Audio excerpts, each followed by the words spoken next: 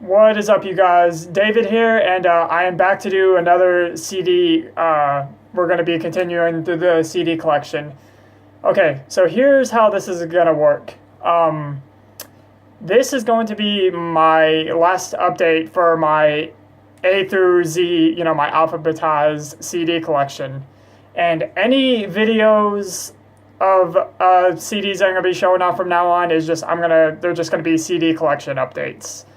Yeah, that's basically how that's gonna go. So we're gonna finish it up from what I've had so far, and anything else I talk about from here on out is gonna be new stuff that I'm getting in, whether it's from bands that I already have or whether it's new releases from this year. And the next one that I do after this is definitely going to be focused on all releases from this year. And I can't wait to talk about it because 2018 has been another kick-ass year for music. Seriously. And we're only into March. I can't wait to see what else is in store for 2018 for music. I'm excited. And you guys should be too. So without further ado, if you guys are ready, let's go ahead and get it going. Fucking dust. So, I already talked about this in my 2017 pickups video, but, is this upside down? Yes, it is. Christ. This is the Contortionist with, Clairvoyant. This is their fourth full-length album. This released on, what is it? Good Fight or E1? It's one of those. I can't remember which label it is, but, as I stated before, I'm not going to talk about it too much because I already talked about it in the 2017 pickups video, but it is by far my least favorite album from the Contortionist. I just feel like they mellowed things out a little bit too much on this album. I wish they would have continued to do that with their discography, more subtly, because they were already starting to do it on Language, but Language definitely still had a really good chunk of what the Contortionists were previously, and like I said, they just mellowed this down a little bit too much. They simplified a little bit too much, but there are still some great tracks on here. I love Return to Earth, I love Relapse, and the title track, Clairvoyant. Those are still like reminiscent of classic Contortionists. And I always love this band, and I'm always going to check out what they do next. And I by no means dislike or hate this album. Don't get the wrong impression. I really don't, dislike this album. I just think it could have been better. But I do think as songwriters, the Contortionists are growing, maturing, and, that's totally fine. It's their band. But, me personally, as a fan, it's just not really what I want to hear from these guys, I want progressive metal, not alternative rock or progressive rock. But, yeah, we'll see what kind of album they do after this. Like I said, I'm always going to check out what they do. So, yeah, that's the Contortionists with Clairvoyant. Like I said, still a pretty good album, just my least favorite from them so far. I would just prefer to hear something a little more to what they did in the past. And we got another one that I talked about in my 2017 pickups video. This is Triumvir Fowl with Spiritual Bloodshed. Thank you, Wyatt, very much for getting me into this band. And yeah, I'm going to be mentioning you a lot, Wyatt, in these videos. Sorry, fucking deal with it. You just got me into so much cool shit. I've discovered so many cool bands because of you, and I can't thank you enough, man. But yeah, Triumvir Fowl, very dark, murky, just crushing, pummeling fucking death metal. I don't really know how else to put it besides that. They've only got one album besides this, their self-titled debut. Both are highly, highly recommended. And this was easily one of my favorites from last year. So, yeah, if you love death metal, if you love heavy shit, Triumvir Fowl, man. Don't miss out on this. Go check this shit out. So, yeah, that's Triumvir Fowl, Spiritual Bloodshed. Next up, we got Triptykon with Oh, god damn it. I hate saying the name of this. Eparistera Daimones. That is my best shot on that. But, yeah. I'm sure most of you do know this, but for those of you who may not know, Triptykon is basically what Celtic Frost became later, you know. I mean, it's completely different members except for Tom Warrior, but pretty much the goal that he had in mind with this band is he really wanted it to sound as close to Celtic Frost as possible. So it is pretty much the spiritual successor, the continuation, if you will, of Celtic Frost. Definitely. And like all of Tom Warrior's work, it's very avant-garde, experimental, extreme metal. You know, you got black metal elements in here, there's death metal, there's gothic, there's doom, there's a little bit of thrash here and there. Tom Warrior has always just, for him it's always just been about pushing boundaries, but what I really have always appreciated with Tom Warrior, for the most part, with his work, is that he has never sacrificed intensity or heaviness for innovation, or you know, more memorable songwriting or whatever. He's always been just an absolute musical genius at both. You know, he keeps the heaviness and he can still be as creative and artistic as ever, and that's one of the things that makes him such a great musician and why he's so well respected within the metal world. But yeah, this is their debut album. This was released in 2010. It was released on Century Media Records. They've only got 2 so far, and it's been a couple years since they've done something new. I am eagerly awaiting what Triptykon does next. But yeah, the music on here, man, like I said, it's experimental as always, playing with all these different metal genres and putting them together, and doing so very, very well, in my opinion. Yeah, not really much else to say. Some of the standout tracks, you got stuff like 1,000 Lies, Myopic Empire, Abyss Within My Soul. The Prolonging is a really epic, dark closer for the album.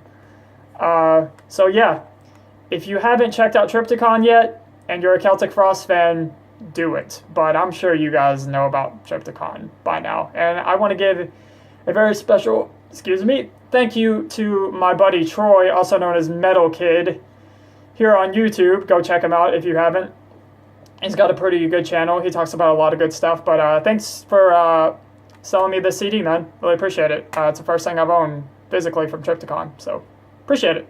So yeah, that is Triptykon with, oh great, I'm going to try to say it again, Eparistera Daimones. Next up, we got Vio-lence with Eternal Nightmare, released in 1988. So these guys are from the Bay Area. This is released on Megaforce Records. Is an absolute thrash classic. If you don't own this, you're not a thrash metal fan. It's as simple as that. But if you haven't heard of Vio-lence, you definitely need to go check them out. Pretty underrated, I feel, as far as like the Bay Area bands go. You know, if you love Forbidden, Heathen, Death Angel, stuff like that, definitely check out Vio-lence. This stuff is just, it is blazing fast. It is just really awesome riffs. Sean Killian's vocals, I definitely understand why some people like them, some people don't. They are kind of an acquired taste, I guess you could say. But yeah, I've always really loved this band ever since I first discovered them with this album.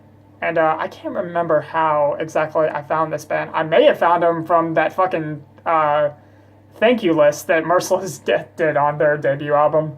But yeah, I'm probably going to be bringing that up a lot, by the way, because I really did discover a lot of cool bands because of that thank you list from those guys. But yeah, like I said, this is a thrash classic. A pretty underrated band as far as, I feel like they're underrated anyway. But I feel like if you're deep enough into the thrash stuff and you've looked a little bit beyond the Big Four and beyond Testament and Exodus and stuff like that, you're going to discover Vio-lence pretty soon enough. So yeah, highly, highly recommended if you're a thrash metal fan. Don't skip out on this. Some standout tracks from Eternal Nightmare. You got the title track, Eternal Nightmare. Calling in the Corner is probably my favorite on here. Kill on Command, Bodies on Bodies. A solid album from beginning to end. Not a single bad song on here. So yeah, that is Vio-lence with Eternal Nightmare. Next up, we got Warbringer with War Without End. These guys wowed the shit out of me when I saw them with Creator and Overkill back in 2013. It was my basically my introduction to this band. I had heard the name, and maybe I'd heard a little of their music on like a YouTube video or something. Maybe I watched like a music video or something, but I wasn't too familiar with him, and when I saw him live, man, I was fucking blown away. I couldn't believe it. As far as modern day thrash goes, I think these guys are absolutely one of the best, and they're a band that's not they're one of the bands that can wear their influences on their sleeves, but still maintain and have their own sound at the same time. Some people may disagree with me about that. You know, a lot of people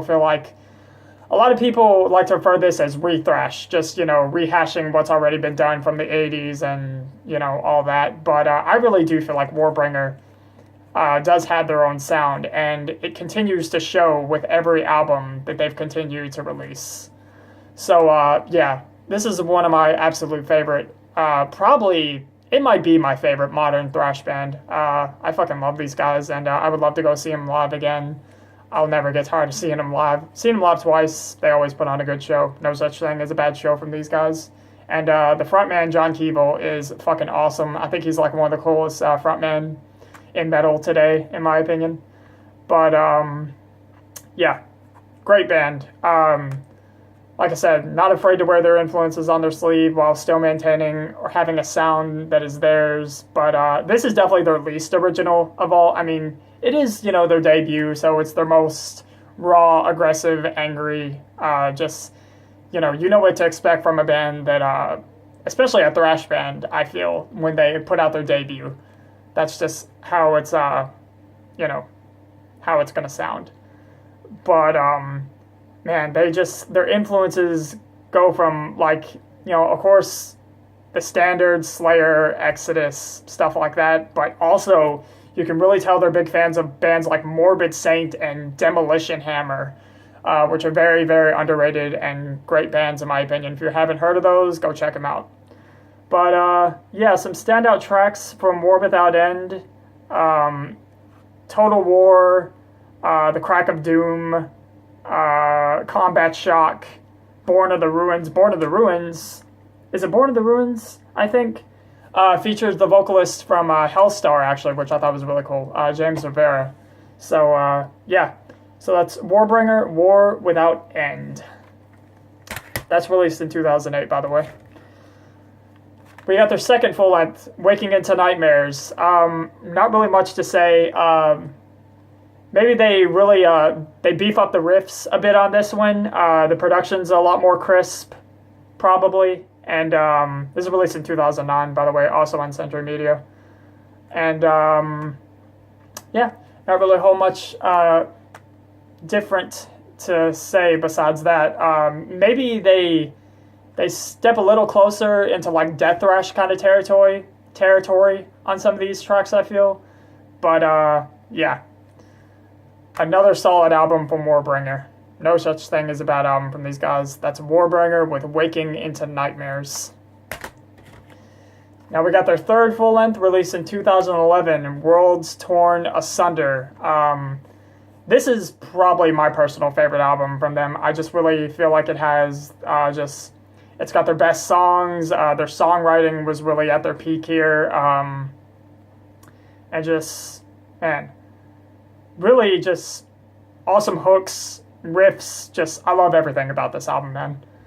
And the majority of this album is actually what I got to hear live the first time I saw them. They played a lot of songs from this album. And they, man, I remember they fucking opened with Living Weapon, and it was just, it was nuts. They bring it live, man. They just got so much energy and just such a great presence. Can't recommend these guys enough. So Some standout tracks from Worlds Torn Asunder, of course, like I mentioned earlier, Living Weapon, Shatter Like Glass, I love, Future Ages Gone, Demonic Ecstasy, Enemies of the State. Yeah. Awesome shit. That's Warbringer, Worlds Torn Asunder. Next up, we got their 4th full length. Empire's Collapse is released in, what year did this come out? 2013. They were, yeah, it's funny. When I saw them, the first time I saw them, they were actually touring on this album, but they definitely, I'm pretty sure they played more songs from Worlds Torn Asunder.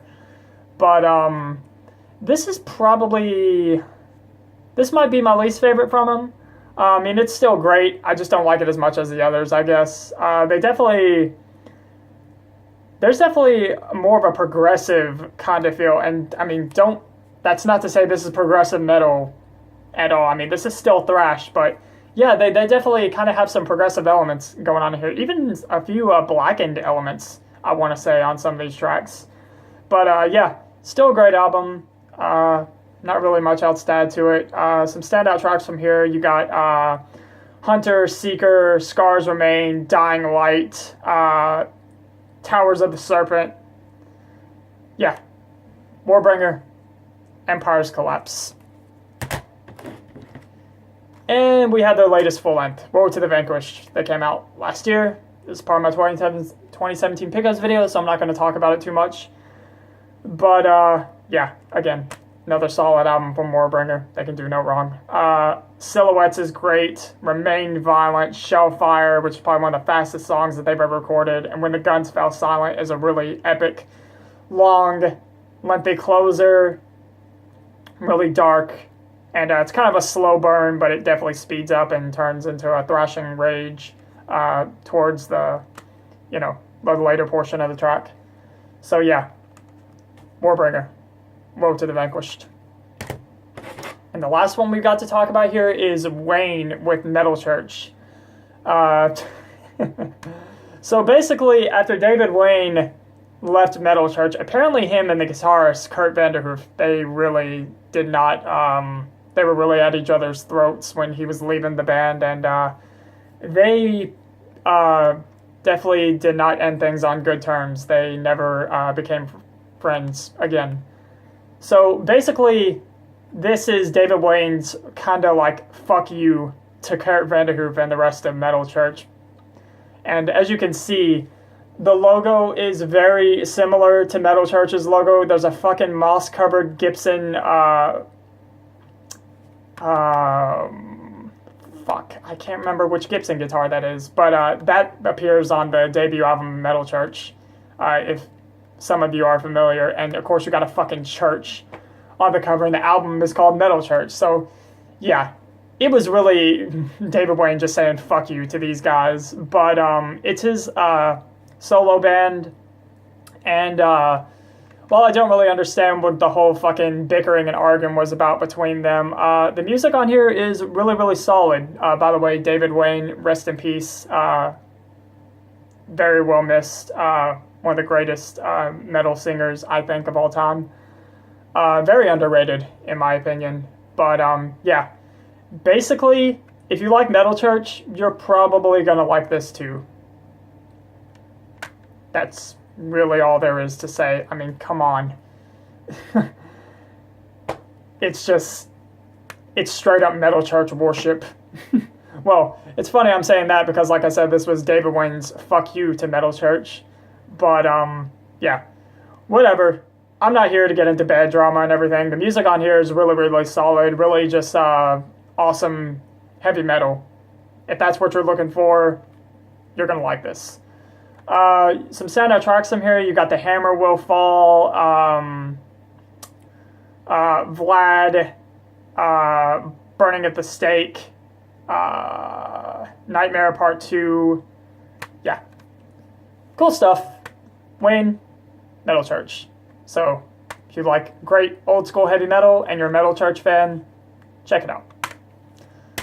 And that'll do it for today, guys. So, like I said, the next video that I do, or any CDs that I talk about from here on out, it's going to be new stuff that I got coming in.